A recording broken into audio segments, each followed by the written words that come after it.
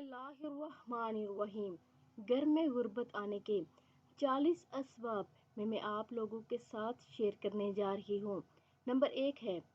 نہانے والی جگہ پر پیشاب کرنا، ٹوٹی ہوئی کنگھی سے کنگھا کرنا، ٹوٹا ہوا سامان استعمال کرنا، گھر میں کوڑا کرکٹ رکھنا، رشتہ داروں سے بدسلوکی کرنا، بائیں پاؤں سے پیجامہ پہننا، مغرب اور عشاء کے درمیان سونا، مہمان آنے پر ناراض ہونا، آمدنی سے زیادہ خرچ کرنا، دانت سے روٹی کاٹ کر کھانا، 40 دن سے زیادہ زیر ناف بال رکھنا، دانت سے ناخن کاٹنا، کھڑے کھڑے پیجامہ پہننا، عورتوں کا کھڑے کھڑے بال باندھنا، پھٹے ہوئے کپڑے جسم پر سینا، صبح سورج نکلنے تک سونا، درخت کے نیچے پیشاب کرنا،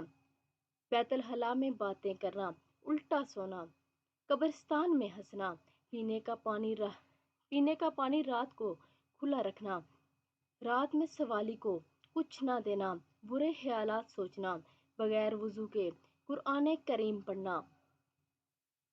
استنجا کرتے وقت باتیں کرنا، ہاتھ دھوئے بغیر کھانا کھانا، اپنی اولاد کو کوسنا، دروازے پر بیٹھنا، لہسن اور پیاز کے چھلکے جلانا، فقیر سے روٹی یا کوئی چیز خریدنا،